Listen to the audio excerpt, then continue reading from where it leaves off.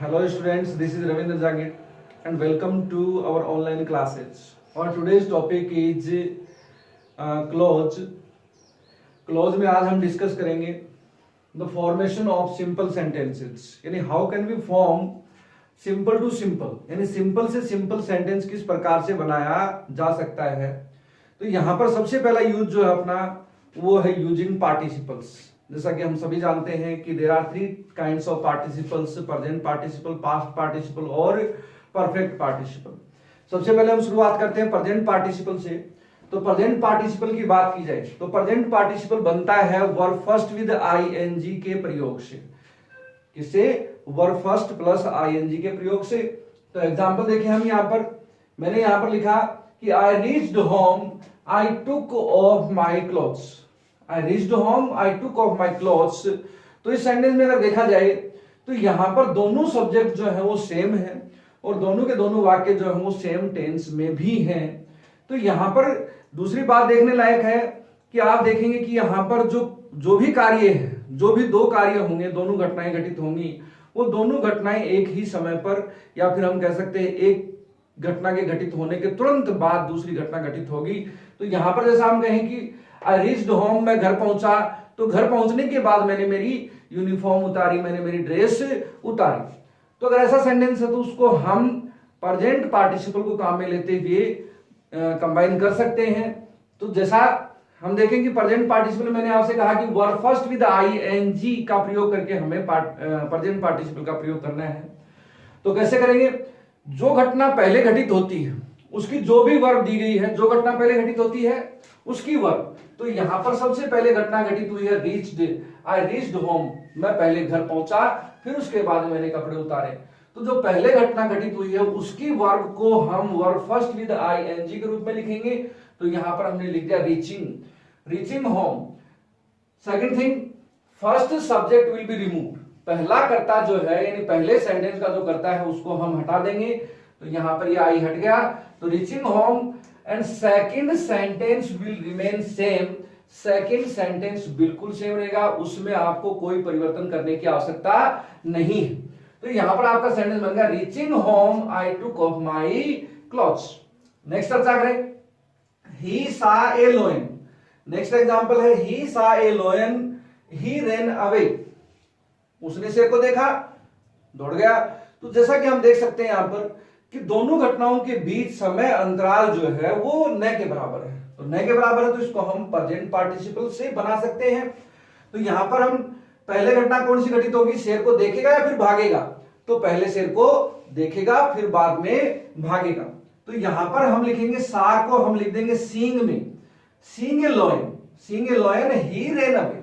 तो यहां पर हम देख रहे हैं कि फर्स्ट सब्जेक्ट जो है उसको भी हमने हटा दिया है और फर्स्ट वर्ब जो है, फर्स्ट सेंटेंस की जो वर्ब है उसको हमने वर्ब फर्स्ट विद आईएनजी के रूप में लिखा है. एक चीज और यहां पर ध्यान रखोगे आप कि सपोज यहां पर अगर हमें कोई नाउन मिली है, यानी फर्स्ट सब्जेक्ट के स्थान पर अगर हमें कोई नाउन एज ए सब्जेक्ट मिलती है तो हमें करना क्या है? फिर हम यहां पर सेकंड सब्जेक्ट को हटाएंगे और सेकंड सब्जेक्ट के स्थान पर फर्स्ट सब्जेक्ट के स्थान पर जो नाउन आई है उस नाउन का प्रयोग हम सेकंड सब्जेक्ट के स्थान पर करेंगे. तो यहां पर अब ये जो ही है, इस ही को हम ही न लिख करके अब लिखेंगे यहां पर राहुल. तो अब अपना सेंटेंस बनेगा seeing a lion, Rahul ran away. तो ये था आपका प्रेजेंट पार्टिसिपल. प्रेजेंट पार्टिसिपल में एक और है बात कि अगर आपको बी की फॉर्म मिलती है, अगर बी की फॉर्म मिलती है तो बी की फॉर्म को आप बीइंग में बदलोगे. किसे बदलना है? बीइंग में. यहां पर भी सब्जेक्ट सेम है तो सब्जेक्ट सेम आता है तो सब्जेक्ट को यानी पहले सब्जेक्ट को हटा दिया जाएगा. तो पहला सब्जेक्ट अपना है सी, इस सी को हमने हटा दिया और सी को हटाने के बाद वो जो है उसको हमने कन्वर्ट किया बीइंग में. बीइंग टायर्ड ऑफ वॉकिंग, यानी थकान होने के कारण, यानी चलने से थकान होने के कारण सी lay down to take rest. तो यहां पर जो अपना सेकंड सेंटेंस है उस सेकंड सेंटेंस को हमने एज इट इज रखा है, उसमें हमने कोई चेंज नहीं किया है. नेक्स्ट चर्चा करते हैं हम पास्ट पार्टिसिपल की. तो पास्ट पार्टिसिपल में होता क्या है? पास्ट पार्टिसिपल में हमें वर्ब थर्ड का प्रयोग करना होता है और वर्ब थर्ड का प्रयोग जो है वो हम एज एन एडजेक्टिव यानी एक एडजेक्टिव के रूप में करते हैं. इस प्रकार से करते हैं, देखो एज एन एडजेक्टिव, या फिर हम कह सकते हैं एडजेक्टिव फ्रेज। एडजेक्टिव फ्रेज के रूप में भी हम उसका प्रयोग कर सकते हैं। सबसे पहले आप ये देखेंगे कि एडजेक्टिव और एडजेक्टिव फ्रेज में अंतर क्या होता है। तो एडजेक्टिव वो वर्ड होता है जो, यानी अकेला वर्ड जो किसी नाउन को डिफाइन करे, मॉडिफाई करे। लेकिन एडजेक्टिव फ्रेज की हम बात करें तो एडजेक्टिव फ्रेज वो वाक्यांश होता है, शब्दों का समूह होता है जो किसी नाउन को डिफाइन करे या फिर उसको मॉडिफाई करे। तो यहां पर जैसा हम देख रहे हैं, मैंने आपसे कहा कि वर्ब थर्ड का प्रयोग जो है वो हम किस रूप में करेंगे, वर्ब थर्ड का प्रयोग हम एडजेक्टिव के रूप में करेंगे। तो यहां पर हमारे पास सेंटेंस है I found my pen, I found my pen, it was lost. तो यहां पर हम देख रहे हैं कि एक वर्ड ऐसा है, वर्ब थर्ड मान लो, या एक ऐसा वर्ड है जो एक नाउन को डिफाइन कर रहा है, एक नाउन की परिभाषा बता रहा है, या फिर हम कहें एक नाउन की विशेषता बता रहा है। आई फाउंड माई पेन, यहां पर आप देख रहे हैं कि पेन जो है वो एक नाउन है, और उस पेन की विशेषता बताने के लिए हमने इस लोस्ट वर्ड को काम में लिया है कि ये पेन कौन सा है, ये पेन वो था जो खो गया था। तो यहां पर हम बात करें I found my lost pen, तो इस लोस्ट वर्ड को हम उस नाउन से जस्ट पहले लिखेंगे। बाकी सेंटेंस जो है, पूरा सेंटेंस, सेकंड सेंटेंस जो कंप्लीट हट जाएगा। केवल हमें वर्ब थर्ड को एज एन एडजेक्टिव लिखना है, और एडजेक्टिव के रूप में लिखेंगे तो वहां पर हमें नाउन से पहले उसका प्रयोग करना है। Next thing, I saw a cow it was dead, I saw a cow it was dead. तो इसमें भी यहां पर हम देख रहे हैं कि जो डेड वर्ड है ये एक एडजेक्टिव के रूप में काम में लेंगे हम। तो यहां पर एडजेक्टिव के रूप में काम में लेंगे तो इट वॉज को हटा देंगे, और इट वॉज को हटाएंगे तो सेंटेंस आपका बनेगा आई सा ए डेड काउ। लेकिन जैसा मैंने कहा कि अगर फ्रेज के रूप में अगर हमें मिले तो हम कैसे करेंगे, वो आपको नेक्स्ट सेंटेंस में देखने को मिलेगा। नेक्स्ट सेंटेंस में देखो आप, आई सा ए काउ, ऊपर वाला ही सेंटेंस है, it was lying dead on the road. तो यहां पर ये जो वाक्य है lying dead on the road, तो ये विशेषता बता रहा है किसकी, गाय की। ये गाय कौन सी है, ये गाय वो है जो मरी हुई पड़ी थी सड़क के ऊपर। तो यहां पर ये विशेषता बता रहा है। तो इस विशेषता बता रहा है, अगर फ्रेज है तो फ्रेज को हम उस नाउन के बाद में ऐड करेंगे, अगर एडजेक्टिव वर्ड है तो हमें उसे नाउन से जस्ट पहले लिखना है, तो बाद में लिखेंगे। तो यहां पर बनेगा आपका sentence I saw a cow lying dead on the road. जैसा मैंने कहा कि एडजेक्टिव फ्रेज को हम उस नाउन के बाद में ऐड करेंगे। तो ये था आपका past participle.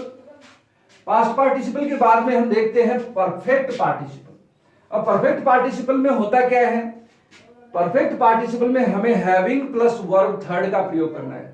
Having plus verb third हम लिख सकते हैं, या फिर अगर पैसिव का वाक्य है तो हम वहां पर having plus been plus verb third का प्रयोग भी कर सकते हैं। यहां पर एक जरूरी बात है कि परफेक्ट पार्टिसिपल और प्रेजेंट पार्टिसिपल दोनों दिखने में सेम होंगे, तो हम कैसे अंतर करेंगे कि यहां पर हम इसको प्रेजेंट पार्टिसिपल के साथ ऐड करें, यहां पर हम इसे परफेक्ट पार्टिसिपल के साथ ऐड करें। तो क्या अंतर है, अंतर अगर ध्यान से देखोगे तो समझ में आएगा आपके। तो यहां पर हम देखें कि जैसे हमने कहा ही सा ए लोयन ही रेन अवे, शेर को देखा, शेर को देखने के बाद तुरंत वहां से भाग गया। तो यहां पर हम देख सकते हैं there is no timing gap between both of the actions, यानी दोनों घटनाओं के बीच में कोई भी समय अंतराल नहीं है। जबकि यहां पर देखा जाए she had completed her written work she went to market, तो यहां पर कोई ऐसे चांसेस नहीं है या फिर कोई ऐसा प्रेशर नहीं है कि होमवर्क कंप्लीट करने के तुरंत बाद ही उसे मार्केट जाना है, कोई ऐसा प्रेशर नहीं है। तो इसका मतलब यहां पर दोनों घटनाओं के बीच में काफी समय अंतराल जो है, पर्याप्त समय अंतराल जो है वो मिल सकता है। अगर पर्याप्त समय अंतराल मिलता है तो उसे हम बनाएंगे परफेक्ट पार्टिसिपल के यूज से। तो परफेक्ट पार्टिसिपल में हमें करना क्या है, हैविंग प्लस वर्ब थर्ड का प्रयोग करना है। यहां पर भी सेम है कि दोनों सब्जेक्ट जो है आपको सेम मिलेंगे। अगर दोनों सब्जेक्ट सेम मिलते हैं तो फर्स्ट सब्जेक्ट को यहां से हटा दिया जाएगा, फर्स्ट सब्जेक्ट हट गया। फर्स्ट सब्जेक्ट हटने के बाद जो यहां पर जो वर्ब दे रखी है उस वर्ब को हमें हैविंग प्लस वर्ब थर्ड के रूप में चेंज करना है। तो यहां पर हैड कंप्लीटेड को हमने लिख दिया having completed, her written work का हमने लिख दिया her written work. First sentence complete हो गया। सेकंड सेंटेंस को हम एज इट इज रखेंगे उसमें हमें कोई परिवर्तन नहीं करना है, तो यहां पर यह आपका रहेगा शी वेंट टू मार्केट, यानी इसमें कोई परिवर्तन नहीं है। जैसा मैंने अभी भी कहा कि अगर सेंटेंस पैसिव का हो तो वहां पर हमें हैविंग प्लस वर्ब थर्ड की जगह हमें लिखना है having plus been plus verb third. जैसा कि यहां पर हमारे पास सेंटेंस है, he was punished by his teacher, he was punished by his teacher.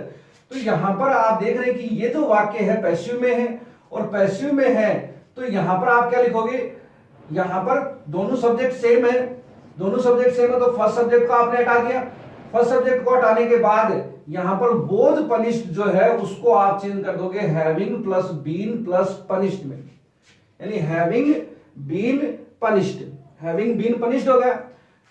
आगे का सेंटेंस सेम रहेगा, बाय हिज टीचर तो बाय हिज टीचर।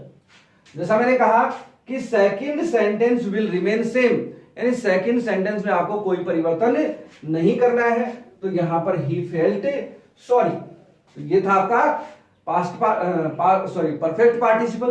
तो परफेक्ट पार्टिसिपल का प्रयोग हम इस प्रकार से करेंगे। परफेक्ट पार्टिसिपल के बाद में नेक्स्ट आता है इन्फिनिटिव टू के साथ हम सेंटेंस को किस प्रकार से ऐड करेंगे, तो टू से ऐड करने के लिए जरूरी है कि हमारे पास एक पर्पज होना चाहिए। पर्पज मीन्स उद्देश्य, उद्देश्य होना चाहिए। अगर उद्देश्य है तो उस उद्देश्य को दर्शाने के लिए हम वहां पर टू का प्रयोग कर सकते हैं। जैसा आप यहां पर देखोगे ही टुक नाइफ, ही टुक नाइफ। अब यहां पर आप एक क्वेश्चन पूछ सकते हैं, जनरल क्वेश्चन पूछ सकते हैं कि व्हाई, क्यों, उसने चाकू क्यों लिया, तो क्यों लिया चाकू, और उसका ये जो क्यों का जवाब है यानी व्हाई का जो जवाब है उसी को आपको टू के बाद में ऐड करना है। तो यहां पर उसने चाकू क्यों लिया, टू किल द हेन, यानी आपका जवाब क्या है, टू किल द हेन। तो अगर आप पहले सेंटेंस के साथ अगर आपने उद्देश्य को ऐड कर दिया तो वो आपका सेंटेंस बन जाएगा इंफिनिटिव के साथ। तो यहां पर आपने लिखा ही टुक नाइफ टू किल द हेन, ही टुक नाइफ टू किल द हेन। नेक्स्ट सेंटेंस की बात करें, ही वांट्स टू स्टडी। अब यहां पर इस सेंटेंस में हमारा उद्देश्य जो है वो पहले दिया गया है, उद्देश्य पहले दिया गया है, और बाद में उसने लिखा है he has gone to Agra, यानी अपने इस उद्देश्य को फुलफिल करने के लिए वो आगरा गया। तो हम क्वेश्चन पूछ सकते हैं कि वो आगरा क्यों गया, तो हमने पूछा why has he gone to Agra, वो आगरा क्यों गया, तो हम कह सकते हैं टू स्टडी। तो टू स्टडी को अगर हम सेकंड सेंटेंस के साथ ऐड कर देते हैं तो ये आपका सेंटेंस बन जाएगा सिंपल सेंटेंस। तो आप लिखोगे he has gone to Agra to study. तो इस प्रकार से आप इन्फिनिटिव का प्रयोग करते हुए आप सेंटेंस, दो सिंपल सेंटेंस को एक सिंपल सेंटेंस में बदल सकते हैं। नेक्स्ट अगर चेक करें number 5, noun absolute. Noun absolute में कैसे करना है, नाउन अब्सोल्यूट में आपको हैविंग प्लस वर्ब थर्ड और बीइंग का प्रयोग करना है। या तो आप हैविंग प्लस वर्ब थर्ड का प्रयोग करेंगे या फिर आप बीइंग का प्रयोग करेंगे। अब यहां पर एक बात देखो आप कि यहां पर भी हमने हैविंग प्लस वर्ब थर्ड लिखा है और यहां पर भी हमने हैविंग प्लस वर्ब थर्ड लिखा है। अब यहां पर हम देखें दोनों में अंतर क्या है, क्योंकि हमें पता चलेगा कि परफेक्ट पार्टिसिपल का प्रयोग करना है या फिर नाउन अब्सोल्यूट का प्रयोग करना है, तो वो हमें डिफरेंस जानने के बाद ही पता चलेगा। तो डिफरेंस क्या है, ध्यान रखना कि यहां पर हम देख रहे हैं कि बोथ सब्जेक्ट्स आर सेम, यहां पर आपके पास दोनों सब्जेक्ट सेम है, लेकिन यहां पर आप देखोगे यहां पर आपका पहला सब्जेक्ट है द सन और नेक्स्ट सब्जेक्ट है यहां पर द स्टार्स। तो यहां पर आपको दो डिफरेंट एक्शन मिलेंगे, यानी एक व्यक्ति के द्वारा अलग अलग व्यक्तियों द्वारा की गई दो डिफरेंट एक्शन मिलेंगी, और दो डिफरेंट एक्शन अगर मिलती हैं तो वो दोनों एक दूसरे के ऊपर निर्भर करेंगी, यानी कोरिलेटिव एक्शन होंगी वो। तो यहां पर हम देखेंगे हमें करना क्या है कि जो भी वर्ब दे रखी है उस वर्ब को हमें हैविंग प्लस वर्ब थर्ड में चेंज करना है। तो यहां पर द सन हैविंग सेट, यहां पर सेट था, उस सेट को हमने बदल दिया having set. The sun will remain same, क्योंकि सब्जेक्ट आपको यानी फर्स्ट सब्जेक्ट आपको तभी हटाना है अगर सब्जेक्ट दोनों सेम हो। तो अगर दोनों सब्जेक्ट अलग अलग हैं तो दोनों सब्जेक्ट का लिखना जरूरी है। तो यहां पर द सन और the stars both subjects are different, तो यहां पर आपको सब्जेक्ट नहीं हटाना है। तो द सन हैविंग सेट, फिर उसके बाद में जैसा मैंने कहा बार बार कि second sentence will remain same, यानी सेकंड सेंटेंस में कोई परिवर्तन नहीं होगा। The stars came up in the sky. Next sentence देखिए, जैसे मैंने यहां पर लिखा है बीइंग का प्रयोग करते हैं। अब बीइंग का प्रयोग कैसे करेंगे? अगर आपको किसी सेंटेंस में बी की फॉर्म मिलती है, यानी वर्ब सेकंड न मिलकर के, वर्ब सेकंड या वर्ब थर्ड न मिलकर के आपको अगर बी की फॉर्म मिली है, तो बी की फॉर्म को आप लिखोगे बीइंग में। जैसा कि यहां पर दिया गया sentence, the teacher was absent. तो यहां पर जैसा आप देख पा रहे हैं कि वॉज जो है वो क्या है, बी की सेकंड फॉर्म है। तो ये बी की फॉर्म है, तो बी की फॉर्म है, तो बी की फॉर्म को हमें किस में चेंज करना है? बीइंग में चेंज करना है। तो द टीचर वॉज एब्सेंट को आपने चेंज कर दिया, the teacher being absent, second sentence will remain same. तो यहां पर दे रखा था the boys made a noise, तो the boys made a noise. जैसे मैंने कहा कि दोनों एक्शन जो है, दोनों घटनाएं जो है वो कोरिलेटिव होंगी। कोरिलेटिव मींस एक दूसरे के ऊपर डिपेंड करेंगी, निर्भर होंगी। जैसा आप यहां पर देख पा रहे हैं कि अध्यापक अब्सेंट था, तो अध्यापक अब्सेंट होने के बाद उसकी प्रतिक्रिया क्या हुई? उसकी प्रतिक्रिया हुई कि बच्चों ने शोर मचाया। ऊपर वाले सेंटेंस में देखें, the sun having set the stars came up in the sky.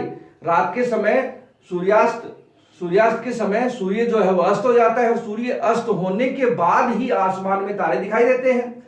या फिर कोई और दूसरा एग्जांपल देखें हम, जैसे द सन केम अप, सूर्य ऊपर आया, या फिर हम कहें the sun rose and the fog disappeared. तो यहां पर दोनों सेंटेंस, द सन रोज और द फॉग डिसअपियर्ड, दोनों एक दूसरे के ऊपर निर्भर करते हैं। तो यहां पर आप देखोगे क्या बनेगा सेंटेंस आपका? The sun having risen, the sun having risen, comma फिर आप लिखोगे आगे वाला सेंटेंस सेम, यानी द फॉग डिसअपियर्ड। तो ये था आपका नाउन एब्सोल्यूट। नाउन एब्सोल्यूट के बाद में हम चर्चा करते हैं नाउन फ्रेज इन अपोजिशन। अब नाउन फ्रेज, तो नाउन का मतलब आप सभी को पता है, नाउन मीन्स संज्ञा, और फ्रेज का मतलब आपको पहले बताया जा चुका है। फ्रेज मीन्स होता है वाक्यांश, यानी शब्दों का समूह, लेकिन कंप्लीट सेंटेंस नहीं। तो नाउन और phrase in opposition, what the mean of opposition? Opposition means होता है side by side. Side by side means अगल बगल में, यानी जब किसी सेंटेंस में, यानी जब किसी सेंटेंस को सिंपल सेंटेंस में चेंज करते हैं तो उसमें नाउन और फ्रेज को अगल बगल में रखते हुए, यानी साथ साथ रखते हुए हम नाउन फ्रेज इन अपोजिशन के माध्यम से दो सिंपल सेंटेंस को एक सिंपल सेंटेंस में कन्वर्ट कर सकते हैं। जैसा कि आप यहां पर देख रहे हैं, the Tagore was the author of Gitanjali, he was a great poet of Bengal. तो यहां पर आप देखो, सबसे पहले हमें एक नाउन ढूंढनी है, यानी नाउन क्या अपने पास? टैगोर। हमने टैगोर लिख दिया। टैगोर लिखने के बाद दूसरा काम हमें करना है कि ऐसा वाक्यांश तलाशो, यानी ऐसा वाक्यांश आपको पता लगाना है कि जो टैगोर के अर्थ को सार्थक करता हो, यानी टैगोर के लिए ही काम में लिया गया हो। तो यहां पर हम देख सकते हैं Tagore was the author of Gitanjali. तो हम पूछ सकते हैं कि who was the author of Gitanjali? तो गीतांजलि का लेखक कौन था? टैगोर। तो इसका मतलब हम कह सकते हैं या तो टैगोर कह दो या फिर द ऑथर ऑफ गीतांजलि कह दो, दोनों में बात एक ही है। तो ये आपकी फ्रेज है या आपकी नाउन है। तो आपने सबसे पहले लिखा टैगोर को, आपने कोमा का प्रयोग किया, कोमा के प्रयोग करने के बाद आप लिखोगे द ऑथर ऑफ गीतांजलि। आपने लिखा the author of Gitanjali comma, फिर उसके बाद जो नेक्स्ट सेंटेंस है उस नेक्स्ट सेंटेंस में आप सब्जेक्ट को हटा देंगे, और सब्जेक्ट के बाद जो सेंटेंस बच गया उस सेंटेंस को आप एज इट इज लिखेंगे। तो आपने लिखा was a great poet of Bengal. इस सेंटेंस को आप दूसरे तरीके से बना सकते हैं। कैसे? कि आपकी नाउन तो टैगोर है, अब इस टैगोर के लिए दूसरी फ्रेज इस सेंटेंस में क्या हो सकती है? इस सेंटेंस में दूसरी फ्रेज है a great poet of Bengal, यानी हु वाज टैगोर? टैगोर कौन था? टैगोर था a great poet of Bengal. तो आप यहीं पर इस सेंटेंस को दूसरे शब्दों में बढ़ाएं तो आपका बनेगा Tagore comma a great poet of Bengal comma, फिर उसके बाद में आप लिखोगे was the author of Gitanjali. तो ये आपका दूसरा बन जाएगा। इसमें देखिए हम next example, Columbus was a famous sailor, he discovered America. तो यहां पर हम देख रहे हैं कि सबसे पहले हमने एक नाउन देखी, वो नाउन क्या अपने पास कोलंबस है। अब इस कोलंबस के लिए कौन सी फ्रेज काम में ली गई है, इस कोलंबस के लिए हम देख सकते हैं तो ये फ्रेज काम में ली गई है। वो फ्रेज क्या है, ए फेमस सेलर। तो फेमस सेलर है तो हम इसको बनाएंगे तो क्या बनेगा, कोलंबस, फिर आपने कॉमा का प्रयोग किया, फिर आपने लिखा ए फेमस सेलर, फिर आपने कॉमा का प्रयोग किया, और फिर नेक्स्ट सेंटेंस जो है उसमें से आप सब्जेक्ट को रिमूव कर दो, और सब्जेक्ट को रिमूव करने के बाद आप आगे वाला सेंटेंस जो है यहां पर ऐड कर सकते हो। तो ये थे आपके सिंपल सेंटेंस, यानी सिंपल सेंटेंस का निर्माण हमें इसी प्रकार से करना है। धन्यवाद।